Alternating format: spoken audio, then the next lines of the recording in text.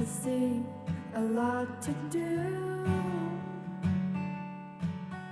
Hi, my name's Simone Brick. I'm from Australia and I run for Solomon. And we're through security, so it's just me now. Always feels weird this before you get on the plane after saying goodbye to everyone. Last year, coming to Golden Trail by myself from Australia, other side of the world, was everything new and everything hard.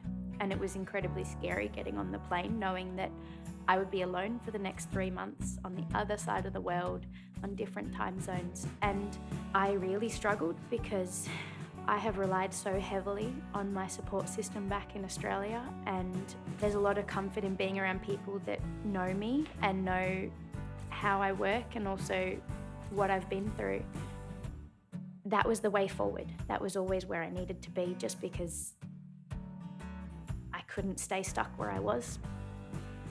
So, yeah, wouldn't change anything. Letting go is the only way to free myself from the years of pain. You came to me like an ocean breeze. Words so sweet, I thought I'd never see. Never thought I'd be so free.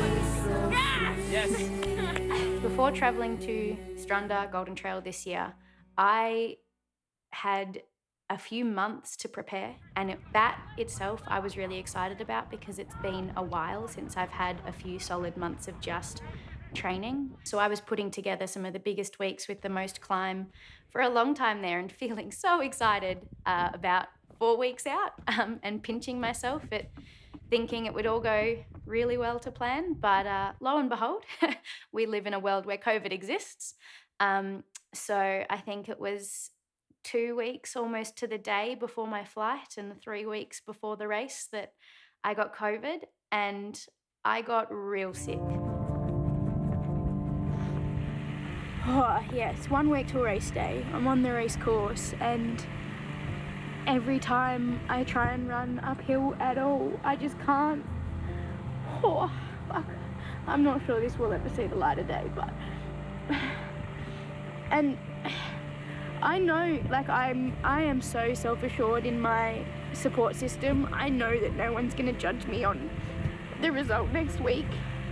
I think it's just, this is an athlete moment of, in a way, mourning the fact that 3 weeks ago I felt so fit and so ready for this trip. And now it kind of feels like I'm here and I'm not ready, and next week is not going to feel good. I am doing my absolute best to not buy into that thought and to take it day by day. And as I just spoke to coach on the phone, and distract myself and just get through the next week. And the body is capable of amazing things. And I know that I could get to the start line feeling fine.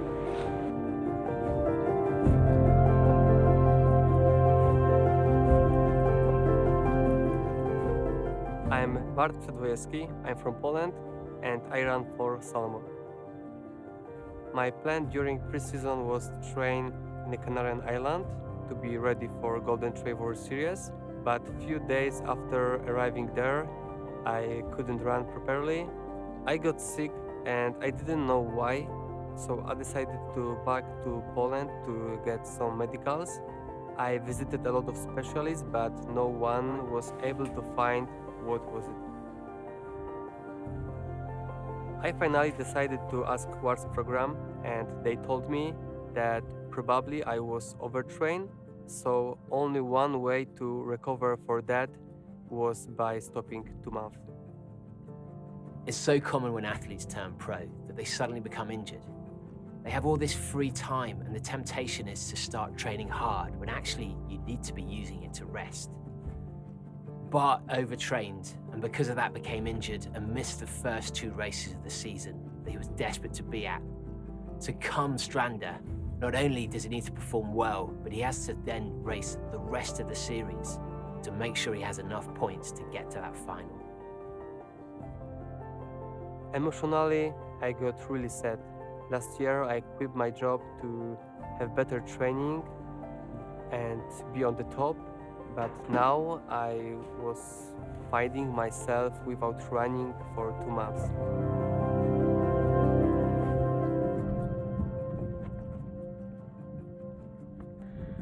So, like, an hour and a half later, and we've come pretty good, mentally at least.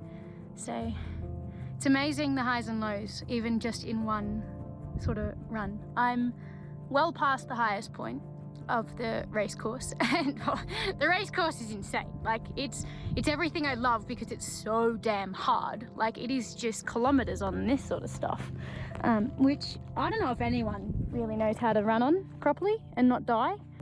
And I'm a lot more at peace right now with whatever happens, happens. And it's funny to think that just down there next to that little lake, I can literally see the rock I was sitting on 90 minutes ago, crying my eyes out. And now I'm up top and life doesn't look so bad. Another new face this season is Manny Marias. You might not have seen him yet because we didn't actually film him at the start of Zagama because he started so slowly, but then came through the ranks and finished up in 3rd position. Strander's actually more in suiting to his running style though, because he's another sky running world champion, and he's known for the speed of his descent. He's really good at technical, and Strander is almost the perfect course for him. Hola, soy Manuel Merillas Moledo, vengo de una provincia pequeñita de España que se llama León.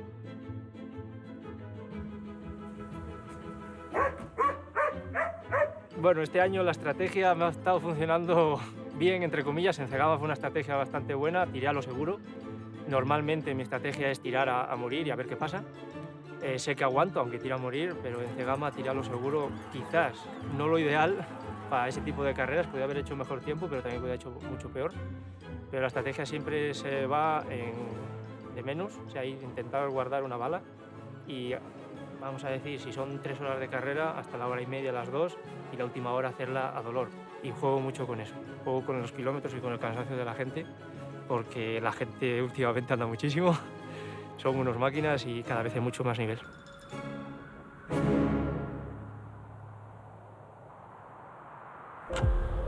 En mi vida empezar a competir empezó mucho más tarde de cuando yo empecé a hacer montaña. Yo iba haciendo montaña desde que empecé a caminar, como quien dice, desde que me tenía de pie. Me cogían y me decían, venga, vete a por el ganado, vete a la vaca aquella que está a punto de parir.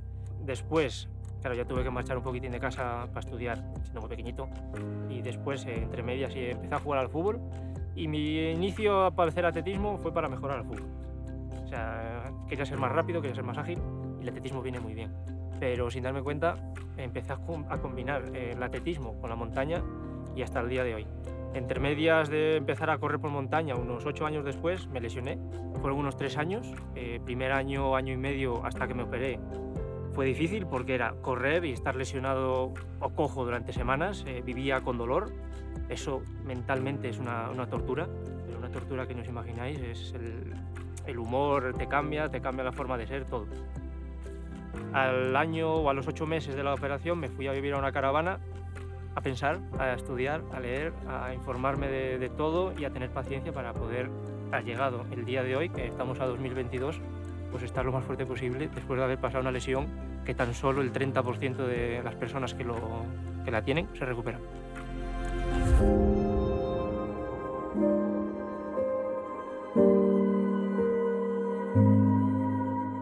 Mi vida ha cambiado desde hace 2 meses y medio, más o menos. El nacimiento de un hijo siempre conlleva cambios. Y vamos a decir que el cambio no ha sido muy grande porque me ha salido muy tranquilo. Duerme muy bien por las noches. Yo siempre dormía del tirón 8, 10, 12 horas. Lo que pasa es que ahora tengo que hacer 4, 3, 2 y 1 más o menos. Me va durmiendo en ese rango. Duermes de 2 o de 3 tirones. Pero durante el día no tengo problema para entrenar porque muchas veces no tengo problema con mi pareja porque ella me ayuda muchísimo con esto. Sin ella no podría hacer esto, sin duda. Lo que pasa es que ahora tengo que hacer fraccionar los entrenos. Pero el cambio es importante para competir.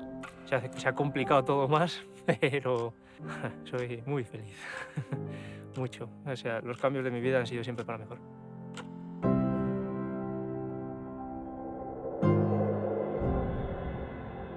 The weather in Strander was really wet underfoot, which is perfect conditions for Manu, because that's how he trains at home. He's super skillful on the downhill and the technical. But last season, Bart was one of the best, if not the best in the series at exactly those conditions. So we're finally going to find out who is the best between the two of them. A head-to-head we've been waiting for a long time. Ready, Simone? What sort of question is that with this course? Ready as I will ever get. Esto es más grande que yo. Haces así y haces. Los pies a mano y calientes. Oh fuck, that's close. What time is it? It's 9:15. We have half an hour. This new season, there's always the desire, being an athlete, to perform better. And this season, as opposed to last season, I do want to be at the final. After a long time without racing, I'm really happy to be here. A few days before the flight, my coach said me, "You ready?" Javar, pues no sabría cómo describirlo porque personalmente casi no puedo hablar con él, no nos entendemos mucho, pero me parece un tío muy competitivo, muy centrado en lo que hace. Compite muy poco, las concentra en las carreras importantes y vamos a decir que no tiene carreras de preparación como hago yo muchas veces, sino que tiene carreras objetivo. Creo que ha tenido sus cosinas para el principio de temporada, pero bueno, lo importante es que lo supera y que eso es un factor mental muy importante para poder llevarlo después a las carreras. To me, trying to break into the top 20 in these sorts of fields would be huge for me. But knowing that as long as I'm to myself showing improvement, like that's all I can do. All I can do is my best, and that's all I've ever expected of myself. So yeah, I want to go all the way, always want to, but whether that happens or not, I'll have a crack. There will be bathrooms at the start line. Come on, get today. Party day.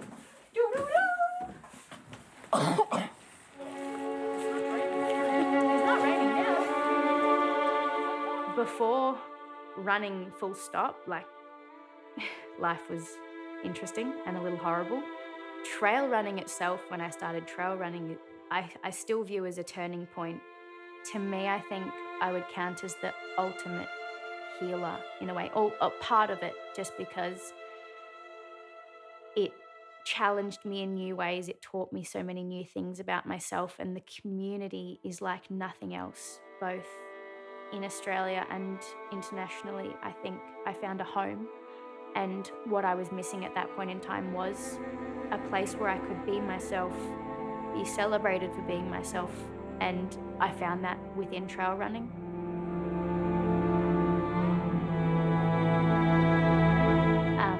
Whereas in high school, I was very different to how I am now. I was quiet.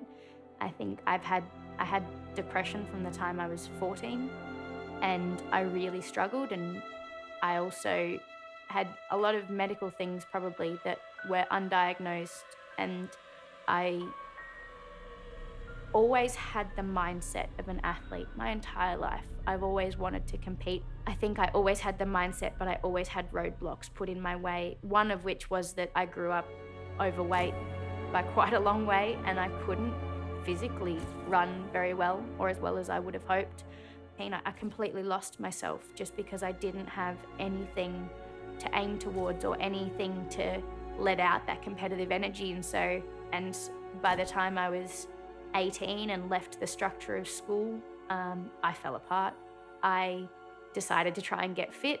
I went about that in the scientific, competitive way that my mind tends to, and managed to lose way too much weight way too quickly, and developed anorexia and was severely underweight within 6 to 8 months of being severely overweight. And from there, honestly, the next 3 years between 18 and 21, it's a bit of a blur. I think I spent almost more time in hospital than I did at home. My identity became the sick girl. My identity became the one with mental health problems and the one with anorexia, with depression. with anxiety. I was diagnosed with, it felt like everything under the sun. And yeah, it's hard to think now of how it all happened, because it really was one thing after another, new diagnoses, trying new things, trying new treatments, new medications, and just none of it was working. I don't know where all this came from, but I do know that had it not been for other people and for reaching out for help and being vulnerable enough to say, I'm not okay, and I'm really struggling here, like I wouldn't be alive if it wasn't for other people.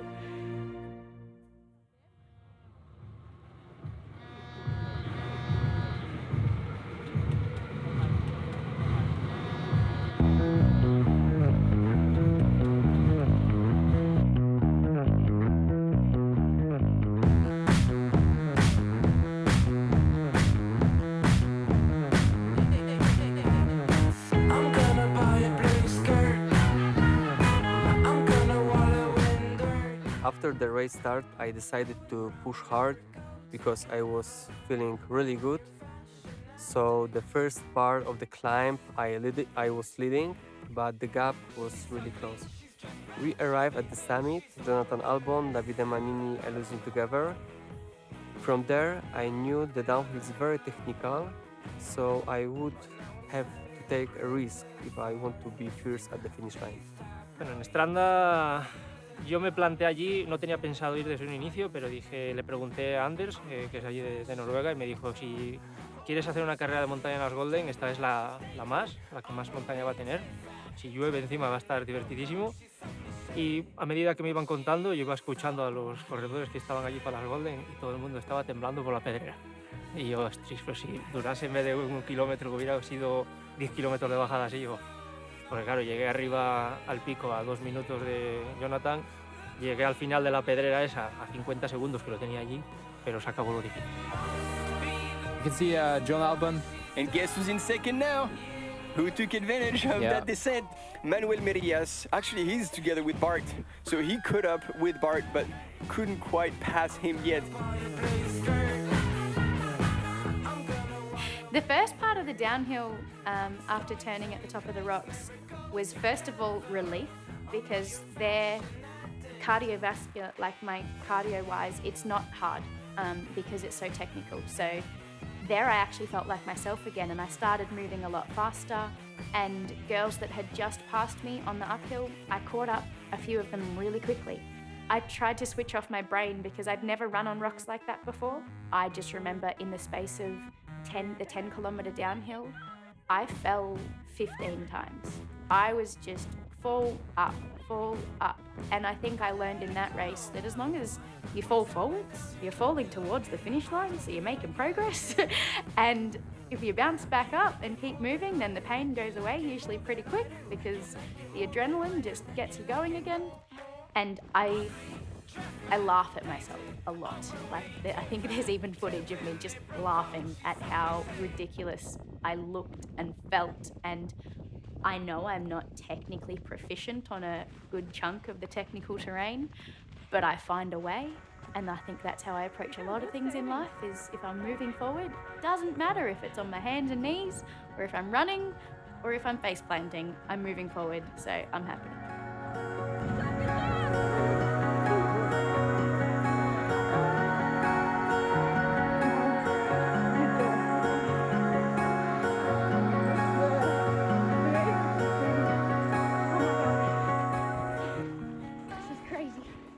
Yeah, I think more people need to hear that, because I know a lot of people that have been through a lot of horrible things, worse than me in so many ways, and they feel bad for not being fully recovered when they see other people out there and doing incredible things in the aftermath. But I think the thing that I've learned is that everyone is still struggling. Everyone in everyday life, no matter what they've been through, is still struggling. And so, yeah, I don't want to give off the air that I'm all of a sudden better. I'm not, but I'm on my way to better. And that's all we can ever be.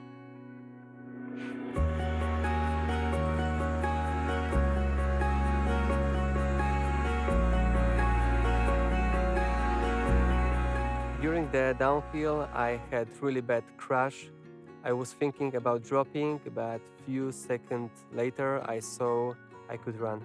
Jonathan Albon managed a gap between me and some guys like Frederic Tranchard and Manuel Merilas. They were catching me. So I tried to keep the gap until the finish line.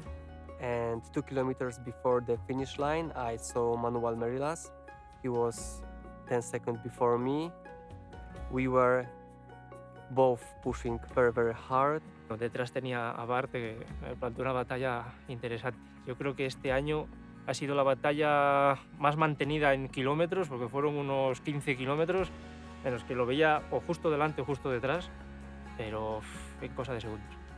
Y eso es lo que a mí me gusta.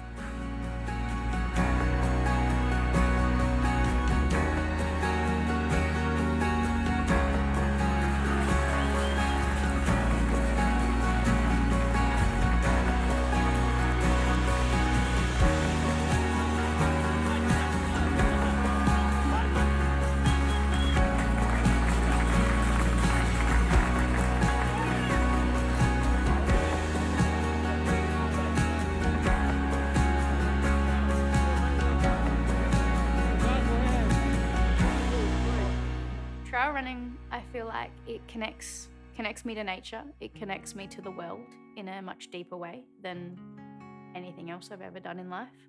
And it forces you to suck up your ego at times and learn more about yourself and how you can control the controllables. But when you're up there against the elements, there's so much you can't control. And I think that is so transferable to everything else in life, where no matter what circumstances you're in, you've got to work with everything around you and not against it, and learn for yourself what you can, what you can't do, and be okay with that. And I think trail running is both humbling and empowering at the same time. And so it really helps me stay both grounded, but as big of a dreamer as ever.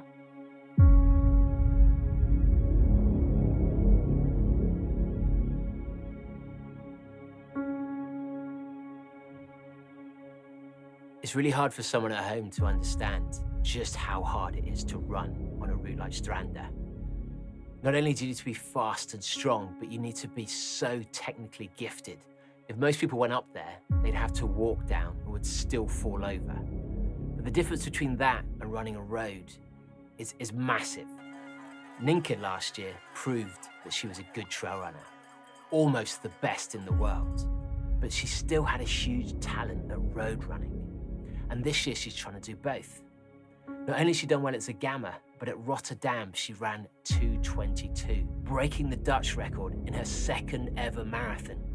So now, not only do the world watch her for trail running, but the world's media are starting to know her name as a road runner as well. Trail runners profesionales, chicos, en maratón que han probado, suelen andar entre 2:18 o 2:20. A los profesionales chicos claramente están en 2:10, 2 horas los africanos. Pero un trail running profesional suele estar casi ahí. Y lo de Nien, que es una pasada. Es una persona con una capacidad natural, increíble, innata. This year I have two big goals, the Rotterdam Marathon and the European Championships on the road marathon. No one has ever been able to compete at such a high level in the same year on the road and on the trail, because, like, to put that into perspective, she ran a 2:22 marathon, which is the 9th time ever by a European runner. And in the same year, she set course record in Zagama, which is a huge deal. No pensaba que iba a venir a Zagama ni al trail running, pero parece ser que le encanta el entorno también, el ambiente, y que ha decidido venir. Ninka wants it all. She wants to be the queen of trail and the queen of road. And who wouldn't? But running races like Zagama is incredibly risky. It's super easy to fall, to twist an ankle, and to do it so close to the European Championships is a major risk, and one which could have consequences. there is definitely a risk racing Zegama before the European Championships. I think there is also a risk if you do marathon training all year round. Yeah, so in the end, I know there's a risk doing these kind of trail races, but it's worth the risk.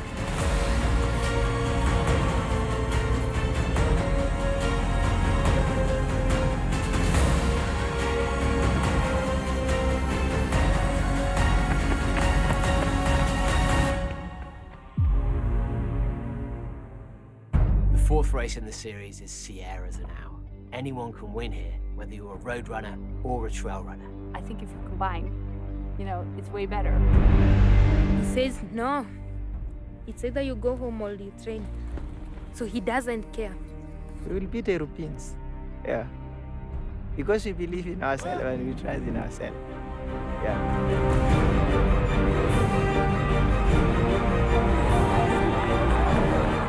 2 days after Sierra Zanao, the European Athletics Championships in Munich.